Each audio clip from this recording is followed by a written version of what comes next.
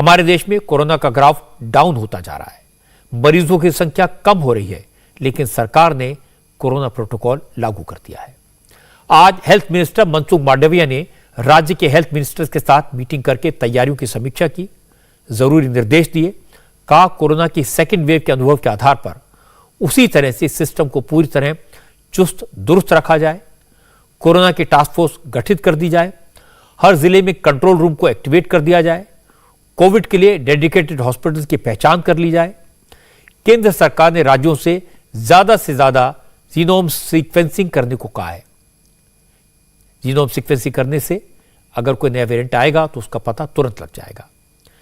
Health minister ने राज्यों से कहा कि वो टेस्टिंग, ट्रैकिंग, ट्रीटमेंट और वैक्सीनेशन के पुराने फॉर्मूले पर सख्ती से अमल करें, लोगों को कोविड एप्रोप्रिएट बिहेवियर के लिए जागरूक करें, बाहर से आ रहे लोगों की निगरानी की जाए, ऑक्सीजन की सप्लाई और वेंटिलेटर सिस्टम को चेक करके किसी भी स्थिति से निपटने के लिए तैयार रखा जाए। केंद्र सरकार ने नए साल के लिए राज्यों को एडवाइजरी जारी की है। मीटिंग में तय किया गया कि 27 दिसंबर को तैयारियों को परखने के लिए पूरे देश के बड़े बड़े हॉस्पिटल में एक साथ मॉक ड्रिल की जाएगी। केंद्र सरकार के निर्देश पर एयरपोर्ट पर विदेश से आने वाले लोगों की रैंडम टेस्टिंग भी शुरू हो गई है। रैंडम सैंपलिंग के लिए एयरलाइंस ही पैसेंजर्स को सेलेक्ट करेंगी और उन यात्रियों का आरटी-पीसीआर टेस्ट मुफ्त में किया जाएगा। फिलहाल 2% यात्रियों के सैंपल लेकर टेस्ट किए जा रहे हैं। जिन लोगों की चीन आने जाने की ट्रैवल हिस्ट्री रही है, उन पर खास तौर पर नजर रखी जाएगी। कोरोना वायरस की जीनोम सीक्वेंसिंग के लिए लैब्स कंसोर्शियम और ज्यादा से ज्यादा सैंपल सीक्वेंसिंग के लिए तैयारी की गई है। Civil aviation minister Jyotiraditya Scindia ने आज बताया कि देश में इस समय 3,338 टेस्टिंग लैब्स काम कर रही हैं। न इक्विपमेंट की कमी है, न टेस्टिंग किट्स की कोई कमी है, इसलिए टेस्टिंग में किसी तरह की दिक्कत नहीं आएगी। कोविड के पहले वेव, सेकेंड वेव और थर्ड वेव तीनों का मुकाबला किया है। जिस देश में केवल एक टेस्टिंग लैब थी, आज उसी भारत में 3,388 टेस्टिंग लैब स्थापित हो चुकी हैं। ऑक्सीजन की किल्लत थी, पर्याप्त मात्रा में ऑक्सीजन देश में उपलब्ध हो रही है।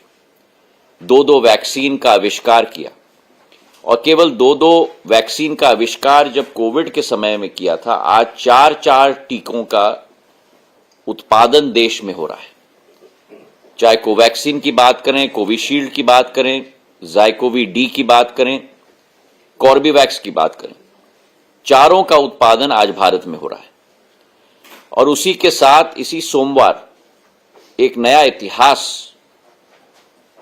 वैक्सीन के क्षेत्र में रचा गया है, जहां 220 करोड़ डोजेस आज तक भारत के जन को लगाए गए हैं देश के अंदर। कोई नहीं कह सकता कि कोरोना हमारे देश में आएगा या नहीं आएगा, तो कब आएगा, अगर आया तो किस रफ्तार से आएगा, इसके बारे में पक्के तौर पर कुछ नहीं कहा जा सकता। लेकिन इसे लड़ने की तैयारियां वॉर फुटिंग पर की जा रही हैं, ताकि कल को कोई ये ना कह दे कि वक्त रहते तैयारी क्यों नहीं की गई। वैसे भी कहते हैं कि precaution is better than cure, और सरकार इसी मंत्र पर काम कर रही है। हमारी तैयारी पूरी है, लेकिन चीन के हालात को देखते हुए लोगों के मन में तमाम तरह के सवाल हैं। और सबसे बड़ा सवाल है, क्या हमारी तैयारियां काम आएंगी? क्या हमारी वैक्सीन पहले की तरह काम करेगी? फिर से पिछले साल जैसे हालात पैदा तो नहीं हो जाएंगे? चीन से आने वाले वायरस को रोका कैसे जाए? इन सारे सवालों के जवाब देने के लिए मेरे साथ एम्स के farmer director doctor Randeep Guleria हैं। डॉक्टर साहब, बहुत बहुत स्वागत है आपका। हमेशा अच्छा लगता है आपसे बात करके। नमस्कार जी। डॉक्टर साहब, ब्लूमबर्ग की एक रिपोर्ट मैंने देखी है, इसके मुताबिक चीन में इसी महीने सिर्फ पहले 20 दिन में 24 करोड़ 80 लाख से ज्यादा लोगों को कोरोना का इंफेक्शन हुआ। तो इतने बड़े पैमाने पर इंफेक्शन हुआ, इसकी क्या वजह हो सकती है? अगर हम चीन की सिचुएशन देखें तो चीन में 3 चीजें ऐसी हुई हैं जिससे ये इन्फेक्शन इतने बड़े पैमाने पे हुआ है। सबसे पहले तो चीन ने जीरो कोविड पॉलिसी शुरू से अपनाई। अब वो जीरो कोविड पॉलिसी शुरू में तो काफी कामयाब रही, लेकिन बाद में उसका नुकसान चीन को हुआ है। और वो इसलिए है क्योंकि जीरो कोविड पॉलिसी का ये मतलब कि अगर आपके एक क्षेत्र में 2-3 पेशेंट्स भी हों जिनको माइल्ड कोविड है, तो सारे एरिया में आप लॉकडाउन लगा देते हो और उसको फैलने नहीं देते हो। इसका ये मतलब कि चीन की काफी हद तक ऐसी पॉपुलेशन है जिसको नेचुरल इम्यूनिटी नहीं आई है, क्योंकि उनका कभी एक्सपोजर ही नहीं इस वायरस के साथ नहीं हुआ है। तो पहली चीज तो यह है कि नेचुरल इम्यूनिटी जो हमारे देश में काफी अच्छी है बिकॉज ऑफ इन्फेक्शन, वो चीन में बिल्कुल कम है, क्योंकि उन्होंने वायरस को नॉर्मल पॉपुलेशन में इवन माइल्ड इलनेस को फैलने नहीं दिया। दूसरा ये है कि उनकी वैक्सीन अपटेक बहुत कम रही है। अगर हम वैक्सीन अपटेक चीन में देखें तो एल्डरली पॉपुलेशन और हाई रिस्क ग्रुप में वैक्सीन अपटेक जो है वो 50 से 60% ही है। बहुत लोगों ने वैक्सीन नहीं लगाई और इसलिए उनके वैक्सीन की जो अपटेक है वो भी कम है।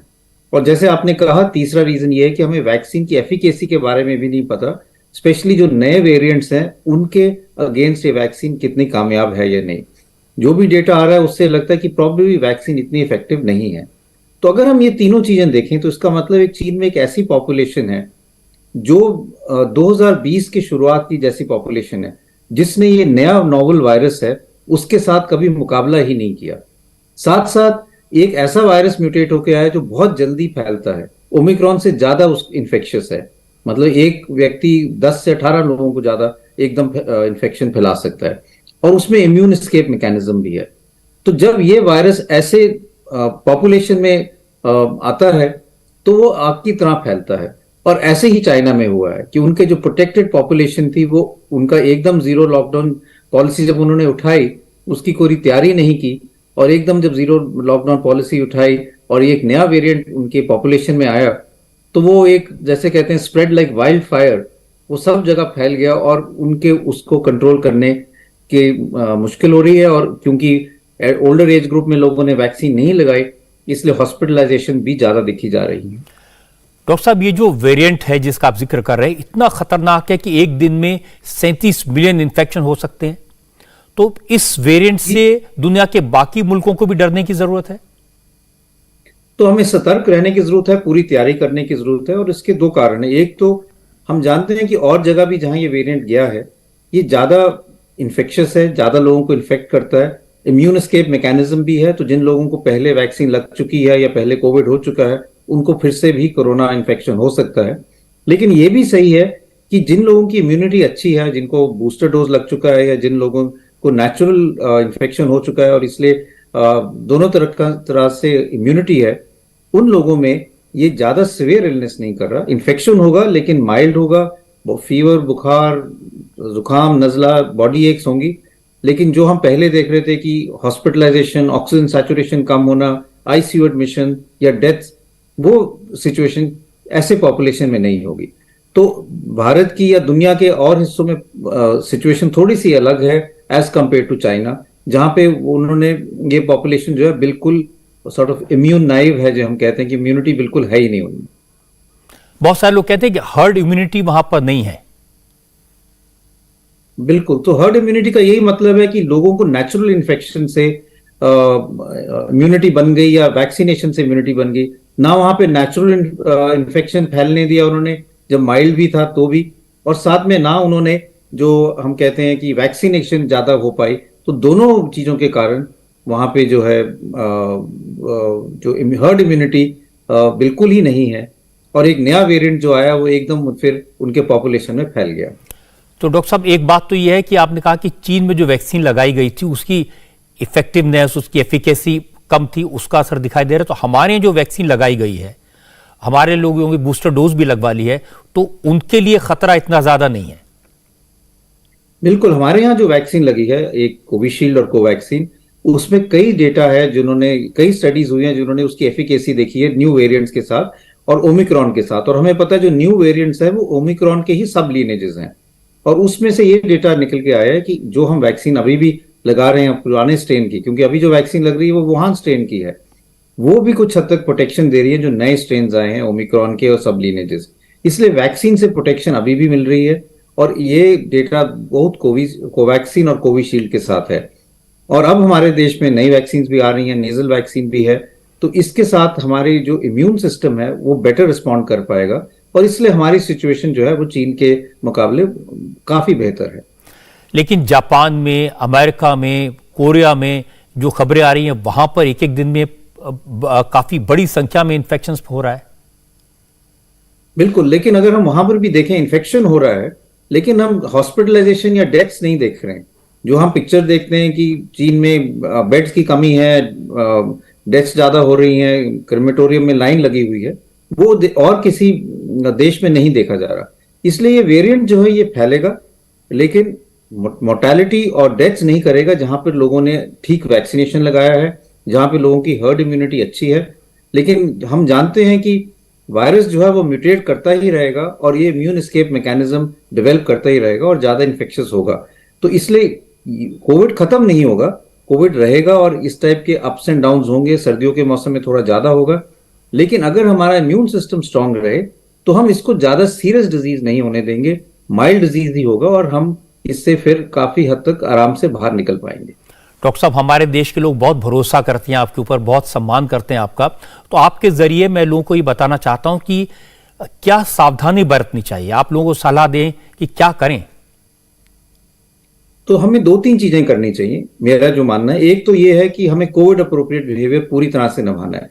कई लोग ये सोचते हैं कि अब कोविड खत्म हो गया, कोरोना अब रहा नहीं हमारे देश में, इसलिए कोविड अप्रोप्रिएट बिहेवियर की कोई जरूरत नहीं है।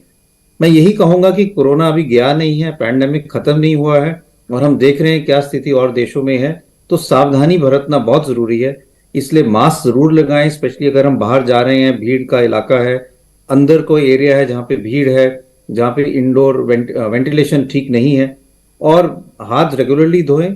और जो बुजुर्ग हैं या जिन लोगों को कोमॉर्बिडिटीज हैं, वो भीड़ वाले इलाके में अगर अवॉइड कर सकते हैं तो वहां ना जाएं और पूरी तरह से अपना ध्यान रखें। दूसरी चीज ये कि जिन लोगों ने बूस्टर डोज नहीं लगाया वो अपना बूस्टर जरूर लगाएं। कई लोग आके मुझे ये कहते हैं कि अब तो कोविड रहा ही नहीं तो बूस्टर की क्या जरूरत है। मैं उनको यही भी कहूंगा कि कोविड अभी गया नहीं है और बूस्टर से आपको प्रोटेक्शन मिलेगी और नए वेरिएंट से भी प्रोटेक्शन मिलेगी, इसलिए आप अपना बूस्टर डोज जरूर लगाएं। अगर वो ड्यू है उसको मिस ना करें। और तीसरी चीज ये मैं कहूंगा कि अगर आपको कोविड जैसे लक्षण हो, बुखार है, जुकाम है, नजला है, तो आप ये उसको टालें नहीं, अपना टेस्ट जरूर कराएं और आरटीपीसीआर टेस्ट कराएं। उसके 2 फायदे हैं। एक फायदा तो ये कि आपको पता चलेगा कि आपको कोविड है या और कुछ है, और अगर उसमें कुछ दवाई लेने की जरूरत है, एंटीवायरल लेने की जरूरत है, तो स्पेसिफिक एंटीवायरल दे पाएंगे, क्योंकि कोविड के लिए एंटीवायरल अलग है। अगर आपको बुखार जुकाम नजला है जो इन्फ्लुएंजा के लिए है, तो हम दूसरी दवाई देते हैं, जैसे टैमीफ्लू देते हैं, तो एक तो आपकी ट्रीटमेंट हो पाएगा। दूसरा, अगर आपका आरटीपीसीआर टेस्ट पॉजिटिव है तो उसका जीनोम सीक्वेंसिंग हो पाएगा, तो हमें अपने देश में यह पता चलेगा कि कौन सा वेरिएंट सर्कुलेट कर रहा है और कितने लोगों को किस टाइप के वेरिएंट से इन्फेक्शन हो रही है। तो हमारा एक डेटाबेस जो देश का है वो अच्छा हो जाएगा, जिससे हम अपनी सर्वेलेंस अच्छी कर पाएंगे और हम आगे इसको public health point of view से जोड़ सकते हैं कि ये जो नया वेरिएंट है इसमें कितने केसेस आ रहे हैं, कोई हॉस्पिटलाइजेशन तो नहीं हो रही या और कोई इसमें न्यू सिम्टम्स तो नहीं हो रहे। तो इसलिए दोनों चीजों के लिए मैं सभी लोगों को कहूंगा कि अगर आपको कोविड जैसे लक्षण हो तो अपना आरटीपीसीआर टेस्ट जरूर कराएं। डॉक्टर रणदीप गुलेरिया, बहुत बहुत शुक्रिया आपका, बहुत धन्यवाद दर्शकों को इतनी अच्छी बात बताने के लिए, थैंक यू। डॉक्टर गुलेरिया ने साफ साफ कहा है, चीन ने पहली गलती तो जीरो कोविड पॉलिसी अपनाकर की, लोगों को वायरस के सामने एक्सपोज नहीं होने दिया, इसलिए हर्ड इम्यूनिटी डेवलप ही नहीं हो पाई। दूसरा, चीन ने बुजुर्गों को वैक्सीन कम संख्या में दी और चीन की वैक्सीन की एफिकेसी बहुत कम थी, इसीलिए अब चीन कोरोना के नए वेरिएंट के सामने हार रहा है। डॉक्टर गुलेरिया ने यह भी बताया कि चीन के मुकाबले हमारे देश में हालात बिल्कुल उल्टे हैं। हमारी वैक्सीन इफेक्टिव है, हमारे लोगों में हर्ड इम्यूनिटी है और कोरोना से लड़ने की हमने तैयारी बहुत पहले कर ली थी, इसलिए घबराने की, परेशान होने की जरूरत नहीं है। डॉक्टर गुलेरिया ने कोविड की सेकेंड वेव के दौरान बहुत एक्टिव रोल प्ले किया था। उन्हें कोरोना के खतरे और उससे निपटने के तरीकों और तैयारियों की बारीकियां अच्छी तरह मालूम है, इसीलिए अगर डॉक्टर गुलेरिया कह रहे हैं कि घबराने की जरूरत नहीं है, डरने की जरूरत नहीं है, तो उस पर भरोसा कर सकते हैं। लेकिन इसका मतलब यह नहीं कि लापरवाही बरती जाए, इसीलिए सरकार सतर्क है, आप भी सतर्क रहें। वो सारे कदम उठाए जा रहे हैं जो इस वक्त जरूरी हैं, आप भी उठाएं। और अच्छी बात है कि अब देश में कोरोना की एक नई वैक्सीन भी मौजूद है। कोरोना की नाक से दी जाने वाली नेजल वैक्सीन भी आज से मार्केट में अवेलेबल हो गई है। इन कोवैक नाम की वैक्सीन कोविन प्लेटफॉर्म पर अवेलेबल है। इसके 2 बूंद नाक में डालने होंगे। नेजल वैक्सीन को भारत बायोटेक ने बनाया है और फिलहाल ये वैक्सीन केवल प्राइवेट वैक्सीनेशन सेंटर्स पर मिलेगी। जो लोग कोविशील्ड या कोवैक्सीन के डबल डोज ले चुके हैं वो ये नेजल वैक्सीन बूस्टर डोज के तौर पर ले सकते हैं। एक्सपर्ट का कहना है कि जो लोग इंजेक्शन के डर से पहले वैक्सीन लगवाने से हिचक रहे थे वो भी अब नाक में 2 बूंद डालकर कोविड का टीका लगवा सकेंगे। नेजल वैक्सीन का मतलब है कि इसमें 2 ड्रॉप हैं जो एक एक नाक में डाली जाएंगी, 2 ड्रॉप, और ये भारत बायोटेक द्वारा बनाई गई है और इस नेजल वैक्सीन का अवेलेबिलिटी जल्दी शुरू होने वाली है। दूसरा, एफिकेसी का सवाल आपने किया तो मुझे लगता है कि जिससे कि मस्कुलर जो वैक्सीन है वैसे ही वो ये भी एफिकेशियस होगी। तीसरा पार्ट ये है कि क्योंकि ये आप नेजल वैक्सीन दे रहे हैं और नाक में सिर्फ 2 बूंद डाल रहे हैं तो ये ईज़ ऑफ एडमिनिस्ट्रेशन है, जिससे कि हेजिटेंसी भी जो लोगों में है इंजेक्शन के कारण वो कम होगी। आप देश में 71.5 करोड़ के करीब लोगों को अभी प्रिकॉशनरी या बूस्टर डोज नहीं लगी है, जिसमें कि ये ऑथराइज़ की गई है नेजल वैक्सीन। तो इतने सारे लोगों को ये वैक्सीन लगनी है, तो मुझे लगता है कि लोग अब इसमें ज़्यादा इसको एक्सेप्ट करेंगे। तीसरा, जो टेक्निकल पार्ट कहें तो नेजल वैक्सीन में जो लोकल इम्यूनिटी पैदा होगी IgA एंटीबॉडीज़, उसके कारण जो इंडिविजुअल है उसको भी जल्दी उसमें इम्यूनिटी डेवलप होगी, खांसी जुकाम बुखार भी कम होगा, सिम्टम्स भी कम होंगे, और जो एसिम्टोमेटिक लोग हैं जो कि ट्रांसमिशन का कारण होते हैं वो भी इसको फैलाने में कम सहायक सिद्ध होंगे क्योंकि लोकली कंट्रोल हो जाएगा। तो लोकल वायरस कंट्रोल हो रहा है, ट्रांसमिशन कम होगा, लोकल इम्यूनिटी डेवलप होगी, तो निश्चित रूप से आगे आने वाले समय में हो सकता है हम ये कहें कि ये वैक्सीन कारगर सिद्ध हुई कोरोना के पैंडेमिक को ख़त्म करने में। जहाँ तक कॉस्ट का सवाल है तो कॉस्ट अभी सामने नहीं आई है तो इसलिए मैं नहीं कह सकता, लेकिन निश्चित रूप से मुझे लगता है जैसे पहले 100, 150, 200 रुपये में थी मार्केट में, क्योंकि अभी प्राइवेट सेक्टर में आने वाली है, ये उतना ही होगी। तो नेजल वैक्सीन एक अच्छी न्यूज़ है। इसके साथ साथ सभी राज्यों को कोरोना से निपटने की तैयारियां पूरी करने के ऑर्डर दिए गए हैं और राज्यों में एक्शन शुरू भी हो गया। दिल्ली से लेकर लखनऊ, जयपुर, मुंबई, भोपाल, पुणे, इंदौर और कोलकाता तक सारे बड़े शहरों में हॉस्पिटल्स में कोरोना वार्ड बनने लगे हैं। ऑक्सीजन प्लांट और दूसरे लाइफ सपोर्ट सिस्टम्स के इक्विपमेंट चेक किए जा रहे हैं। ये तस्वीरें लखनऊ के कोविड डेडिकेटेड लोक बंधु हॉस्पिटल की हैं। लोक बंधु हॉस्पिटल के मेडिकल सुपरिटेंडेंट अजय कुमार त्रिपाठी ने बताया कि हॉस्पिटल में 200 बेड कोरोना के लिए रिजर्व किए गए हैं, जिसमें 50 आईसीयू बेड और 50 वेंटिलेटर्स का इंतजाम किया गया है। अजय कुमार ने बताया कि सभी इक्विपमेंट का मॉक ड्रिल कर लिया गया है और हॉस्पिटल में आने वाले सभी लोगों को कोरोना गाइडलाइंस का पालन करने की सलाह दी गई है। महाराष्ट्र में आज कोरोना के 23 नए पेशेंट मिले। इनमें से 7 मरीज मुंबई से मिले और चूंकि मुंबई में पिछले साल हालात सबसे ज्यादा खराब थे, इसलिए इस बार वहां सरकार ज्यादा सतर्क है। मुंबई में कोरोना के सबसे बड़े हॉस्पिटल 7 हिल्स में 1850 बेड्स कोविड पेशेंट के लिए रिजर्व रखे गए हैं, जिसमें से 378 बेड आईसीयू और 850 ऑक्सीजन बेड्स हैं। बीएमसी इस हॉस्पिटल को ऑपरेट करती है। बीएमसी ऑफिसर डॉक्टर महारुद्र कुंभार ने बताया कि कोरोना के खतरे को देखते हुए हॉस्पिटल तैयार है, सारे इंतजाम चाक चौबंद हैं। महाराष्ट्र के हेल्थ मिनिस्टर तानाजी सावंत ने बताया कि चाइना में BF.7 को लेकर महाराष्ट्र पहले अलर्ट हो गया था। सरकार ने तैयारी कर ली थी। लोग गाइडलाइंस का पालन करें, वायरस से डरने की कोई जरूरत नहीं है। मध्य प्रदेश में आज कोविड का कोई नया केस नहीं आया।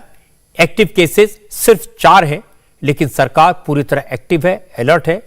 आज चीफ मिनिस्टर शिवराज सिंह चौहान ने अधिकारियों के साथ कोरोना के हालात पर रिव्यू मीटिंग की। प्रदेश के सभी ऑक्सीजन प्लांट्स में मॉक ड्रिल करने का आदेश दिया और इसके साथ ही जीनोम सीक्वेंसिंग के फैसले के बाद भोपाल में वायरोलॉजी लैब में इसकी तैयारी भी शुरू हो गई। आज भोपाल में ही जीनोम सीक्वेंसिंग के लिए बड़ी लैब बन गई, इसलिए वायरस की टेस्टिंग और ट्रैकिंग में अब दिक्कत नहीं आएगी। हमारे पास 43,000 बिस्तर है। ऑक्सीजन जनरेशन प्लांट हमने हर जगह लगाया है और ऑक्सीजन जनरेशन प्लांट की पूरी तरह ऑपरेशन ठीक रहे उसके लिए हमने एक पीरियडिक कैलेंडर बनाकर मॉक ड्रिल हम हर महीने करते हैं। उसकी एक पूरी लॉग बुक है, उसका कितना जनरेशन हो रहा है, कहीं कोई दिक्कत तो नहीं है। बिस्तर मैंने बताया 43,000 बिस्तर है। ऑक्सीजन सपोर्ट बिस्तर, आईसीयू, पीकू, ये सब हमने व्यवस्थाएं की हैं। उसके साथ ही हमने हमारा रिक्रूटमेंट किस ढंग से यदि ज़रूरत पड़ेगी तो होगा, ये भी हमने पूरा व्यवस्था बनाई है। दवाइयों के प्रोक्योरमेंट की हमारी पूरी एक प्रोसेस बनी हुई है। हम हर तरह से तैयार हैं। वैक्सीनेशन को लेकर भी हमने बहुत अच्छा काम किया है। First dose, second dose, precaution, booster dose, ये मध्य प्रदेश में हमने अच्छे से लगाया। बूस्टर डोज की क्या स्थिति है अभी? लोग क्या लग रहा है आपको? बूस्टर डोज में कुछ लोग अभी नहीं लगाया है। अपील है कि लोग लगाएं, जो भी एलिजिबल हैं वो एलिजिबल सेगमेंट से हम अपील करते हैं कि वो आएँ। हमारी सभी व्यवस्थाएं चुस्त दुरुस्त हैं। इंडिया टीवी हर वक्त हर जगह डाउनलोड करने के लिए सर्च करें India TV news Google play store या ऐप स्टोर पर।